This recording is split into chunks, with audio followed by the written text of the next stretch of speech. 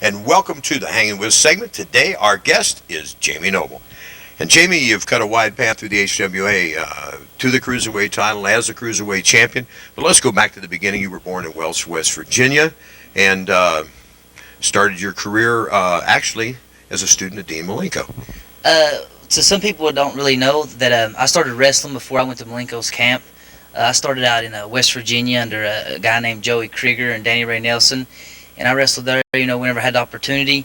And when I moved to Florida in '97, that's when I started going to Malenko's camp, and that's where I met guys like Chad Collier and Jeremy Lopez and C.G. Offee, Tony Mamaluke, and that's when I started running with them guys in Florida and, started going to Dean's camp.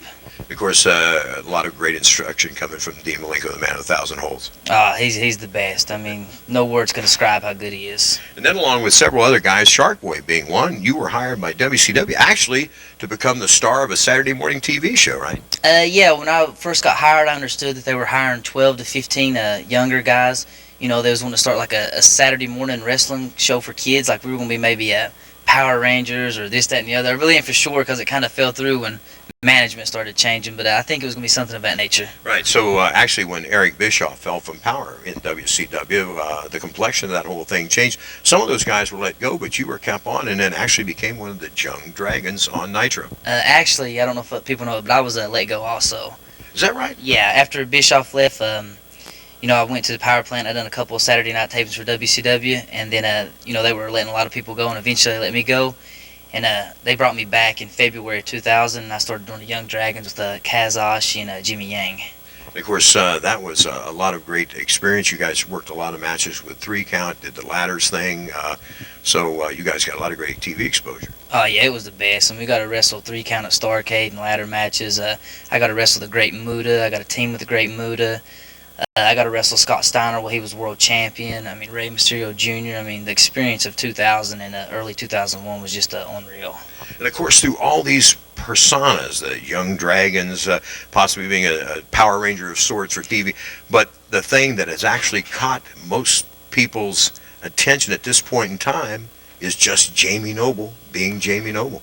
That's what I feel comfortable doing. I mean, I'm not a character, I'm a man. I'm Jamie Knoble 24/7 when I wrestle, outside of wrestling. It's just, that's who I am. This is what I do. I feel like I'm the best. I've made this likeness.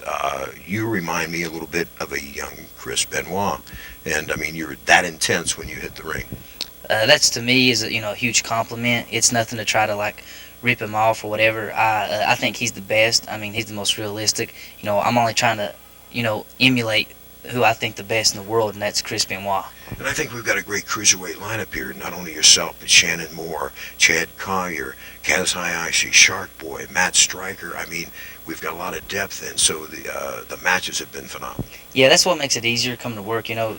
Competition's always going to be there. You don't ever got to worry about, how the match is going to go, because when you get here, no matter whose name's on the board or, who you're, having problems with or whatever the case may be, the competition here is great. Everybody, the work rate and the work level is just awesome. And, of course, Jamie, I know you want to win that HWA title back again, but more importantly, you're looking at that as a stepping stone to the big dance in WWF.